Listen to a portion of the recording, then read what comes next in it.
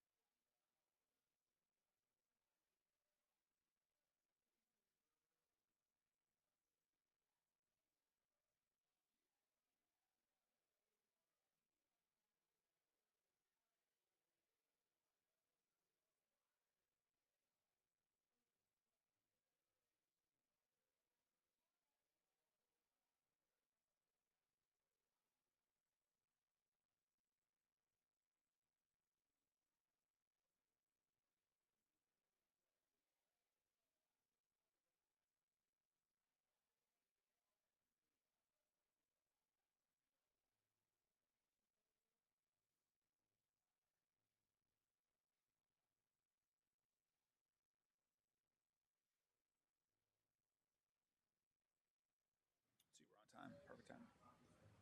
Is all ready? Good morning, everybody.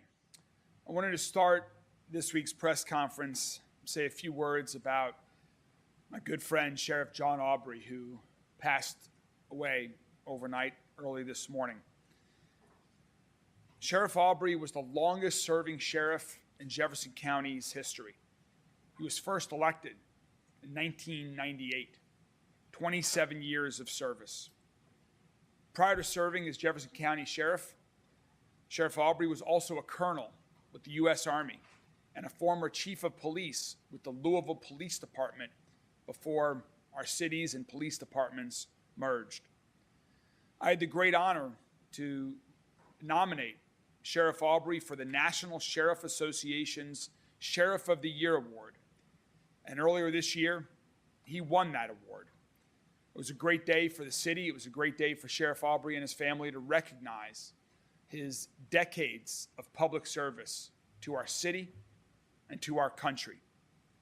Public service was everything to Sheriff Aubrey, and he'll be greatly missed by the Sheriff's Department, by the city, and our entire community. When he was talking on that day that we had a little celebration for him receiving the National Sheriff's Award, I remember how he spoke about he encourages everyone that he works with to treat others right and to surround ourselves with people who do likewise. I think that is a great lesson for all of us as we all go about our daily lives. I'm just going to take a brief moment of silence for the passing of Sheriff John Aubrey.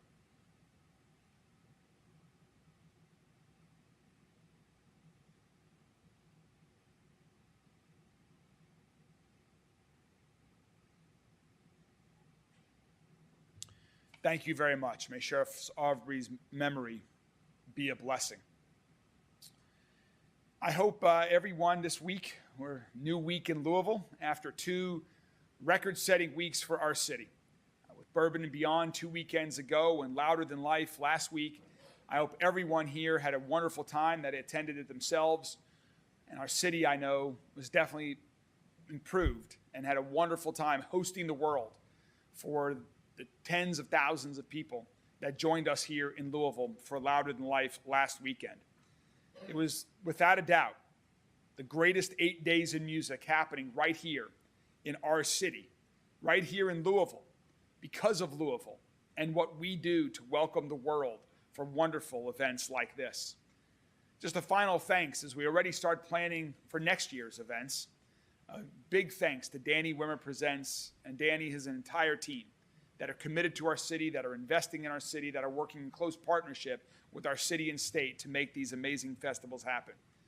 Thanks to David Beck and the entire team at Kentucky Venues that worked with everyone to transform their venue to something that's never been seen before for this world-class festival.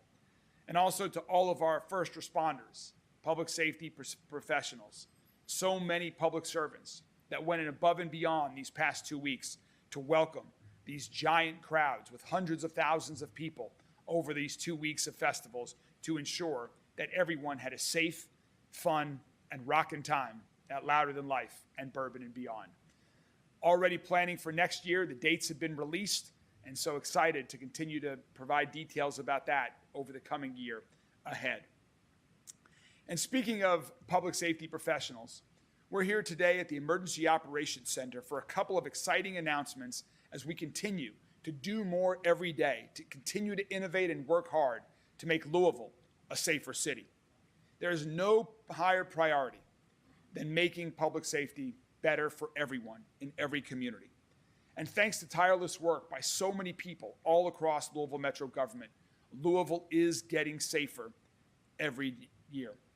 Homicides and shootings are down significantly. Carjackings, assaults, and robbery, all down. We are making progress. While we're on the right track, there is still so much work to do. And that's why we're continuing to roll out new innovations, to work hard every day, to find new ways that we can keep everyone safe and prevent violent crime from happening across our city. Today, I'm excited to announce our new Video 911 service. This is a groundbreaking tool that we'll now be using to allow 911 call takers to initiate live video streams with callers during certain circumstances and with the 911 caller's consent. This helps first responders assess situations faster, make more informed decisions, and help people who are in distress even more effectively and efficiently. To talk a little bit more about how this new Video 911 service is going to work, I'd like to invite up our Emergency Services Director, Jody Myman. Jody? Thank you, Mayor. So yeah, this is a really big day for us. This is a technology that we've been testing for about 30 days, 30 to 45 days with our 911 call takers. And it's proven already to be a success, and I'll get into that here in just a second. But this is really going to enhance the situational awareness of all of our first responders. They're going to be able to potentially see this with a link at a little bit later date as we improve the technology and improve the system and continue to work through that. It's also going to enhance their safety, so they'll be able to see things, and the call takers will be able to see things and pass on through the dispatchers to the public safety responders what they're actually getting into. So they won't be going into a situation potentially that can cause them harm. This has been, we had a call several weeks ago where it was reported a fire close to a structure. So that dictates a certain response, and it's a much less response criteria than an actual structure fire is. Our call taker initiated that with the 911 caller. They accepted, they sent them a video, and they were able to see where the fire had actually extended into the structure, where they were able to enhance the response for the local fire department that was responding to that. So they didn't have to wait till responders got on scene. The fire could have progressed, and then they would have had to call back and get that response initiated then. So they were able to enhance that. There's certain calls out there where callers may not be able to talk on the phone. So the video is going to help with that. An active shooter incident, a domestic violence incident, where they're not able to talk, give their location up, or because of the situation they're in, not be able to communicate with the 911 call taker, where this is going to help. The call taker can initiate that, send the link, get acceptance, get the video back, and be able to see actually what they're going through. It's also going to eliminate the time that the call takers have to ask the questions, because if they can see it for themselves, they can manually enter the information into the computer-aided dispatch and get that information to the dispatchers to pass it on along to the public safety professionals. So it's a big day. It's a good day. You know, we've been testing this again for about 30 days, but it's, again, proven to be a success. So we're excited about it, and it's just another tool in the toolbox to enhance the safety of our responders that are out in the field. Thanks, Jody. Thank you. Thank you very much, Jody. We have a second announcement to make today, another technological announcement, because we're continuing to innovate. We want our community to stay informed. So I'm excited to also announce another emergency management tool. This one is called Lou Ready. It will connect people with emergency alerts, safety tips, community contacts, and much more. It's a one-stop shop for resources that help keep our people and our families better prepared ahead of emergencies. So to tell us a little bit more about some of this app's features is Emergency Services PIO, Monica Harkins.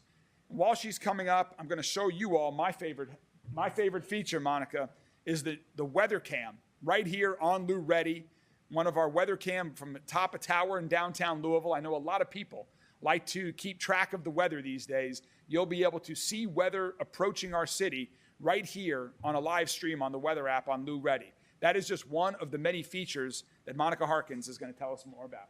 Thanks, Monica. Thanks so much, Mayor. Yeah, we're very excited about this emergency management app. I think we all know there's a lot of information out there that's accessible online. But when there's information overload, we want to connect with our community and provide them, like the mayor said, a one-stop shop that will allow them to have the information at their fingertips, especially when it comes to providing emergency preparedness information. The easier it is to access, the more people will be informed and hopefully better prepared, and hopefully save some lives when emergency could or would strike in our area. So like the mayor said, that's just one of our portions, is the live weather cam. We've got it up here on the screen so I can show you a little tour of our app. So we're very excited to announce this today. This is our home screen here. You can see one of the things we're continuing our education on, of course, is helpful 911 tips. God forbid you or a loved one needs to call 911, you can educate yourself on some of the tips that you need to clearly speak with a call taker. That, of course, is staying calm, knowing your location and your address. That's all going to help you get faster service with those responders, knowing more accurate information. Another exciting portion is called Safe Walk. This is an in-the-app feature that we're able to offer our community. Let's say you're walking home from a dinner with friends and you're walking to your car. You can share your location live with a trusted loved one or friend, and they can track your walk to your car or your walk home using this app. So that's really exciting. And then the emergency management part we talked about, make a plan. We've got information on how to build an emergency kit, complete with this PDF link here.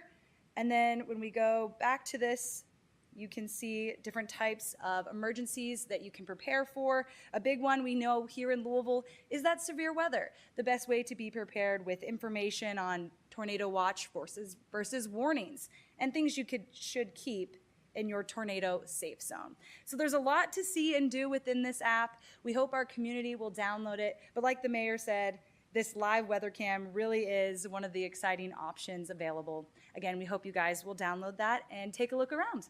Thank you. Thanks.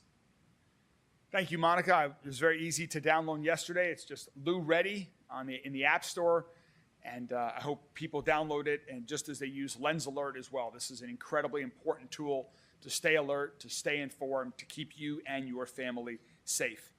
And before we take questions, and we're going to also show you the video 911 service in action, I would like to invite up Justin Bagby, who's a Metro 911 supervisor, and Kimberly Sweezy, a 911 dispatcher.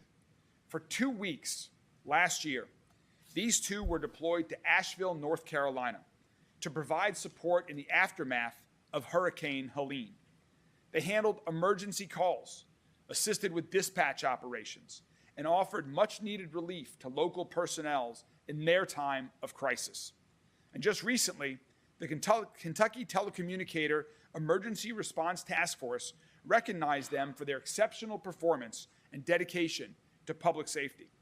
It's folks like these that make MetroSafe a leader in public safety, regionally and nationally. We are so proud to have them working on our team every day here in Louisville, and proud that when crises strike elsewhere, and we have the ability that we can help out to our other cities, counties, and states that are in need during their times, as so many have helped us out during our challenging times. So congratulations so much, Justin and Kimberly. Thank you all so much for being amazing public safety professionals. Thank you so much for your service to our city.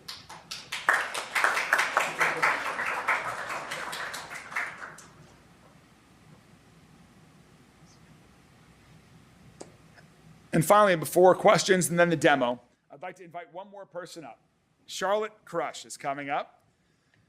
Please welcome Charlotte, who is a senior at Sacred Heart. She's also an incredible swimmer. She's a state champion, a school and state record holder, and now, this summer, a 4-time medalist at the World Aquatics Junior Swimming Championships. She won gold medals in the 100-meter backstroke and the 4x100 medley relay. We all know Louisville is an amazing sports city, home to so many great athletes. And Charlotte is one of just the upcoming generation that's continued to make us proud, both in this case, in the pool, and also outside with others are doing so well. We've got one of our very own greats that's competing this weekend on the international stage, Justin Thomas, who we're all cheering for as part of the Ryder Cup as the U.S. starts that later this week. And Charlotte, we know you are having a meteoric rise with your swimming as well. Congratulations, want to recognize you as well, and we wish you nothing but the best as your career continues to be so bright. Congratulations.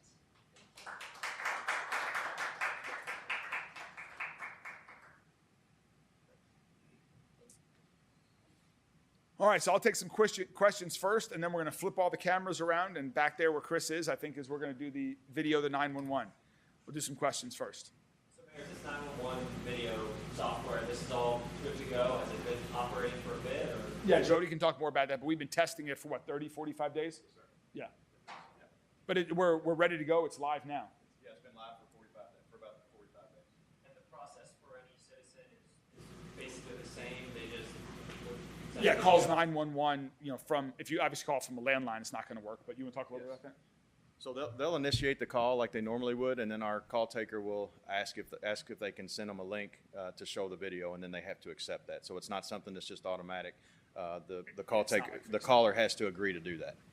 Is the video recorded and can it be used for legal purposes in court? You want to answer that, Trevin? Yeah. This is Trevin Hunter is our technology assistant director that's been working on the back end of that. So the videos are recorded, and we do have access through the vendor that we're working with on the project.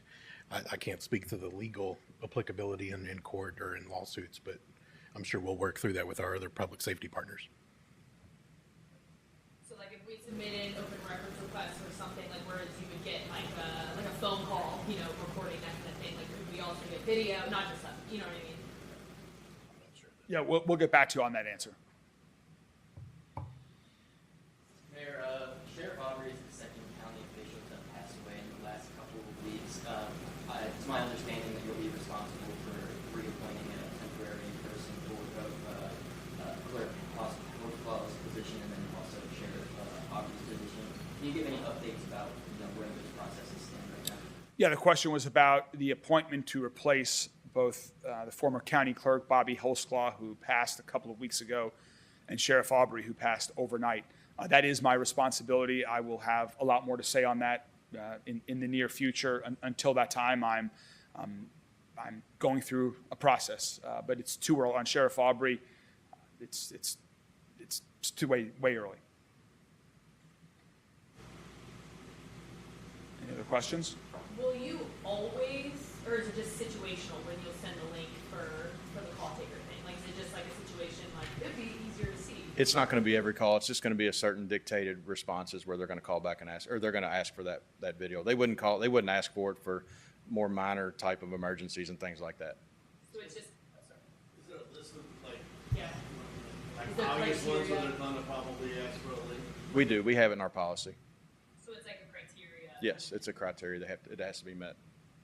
How much could this potentially, in the process, free up resources when you guys can streamline things so well?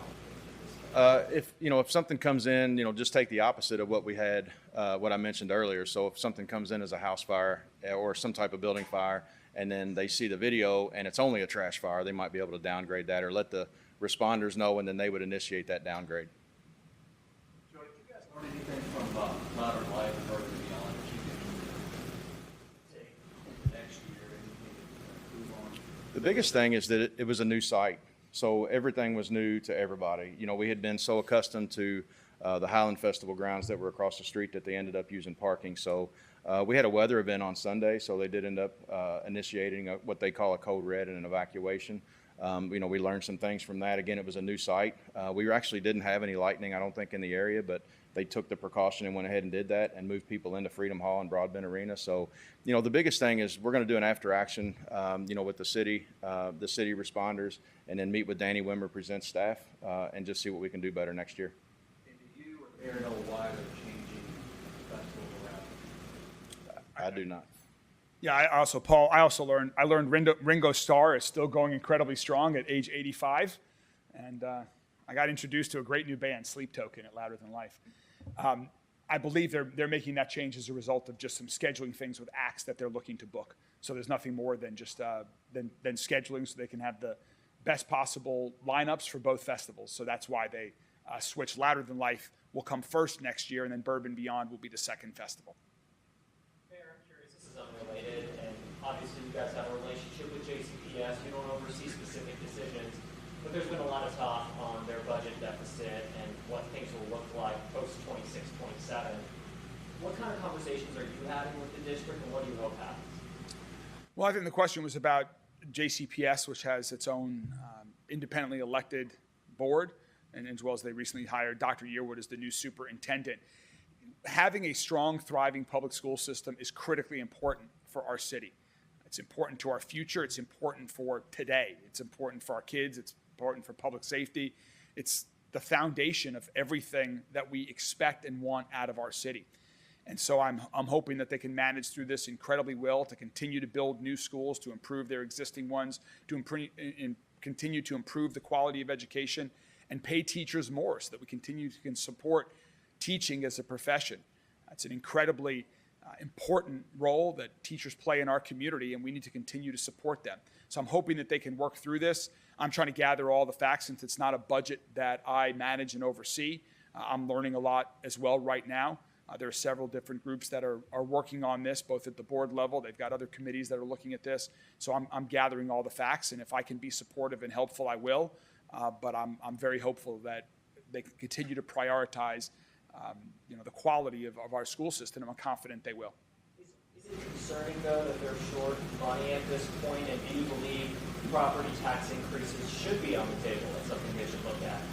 Yeah, I'm very concerned because I want a strong and thriving JCPS. And so I'm stand ready to support them in any way that, if there are ways that the city can help, as we helped in the past when there was an opportunity to avoid laying off some talk drivers and have them start driving JCPS schools to improve the transportation network 2 school years ago, or whether it's our public health department that's in the school system right now, helping more kids get eye exam and get free glasses so that they can see, which will totally transform their educational experience and their life. If there are ways that the city can help, we stand ready to support them. All right, thank you. We're going to go to the back here and flip around and show you a demo.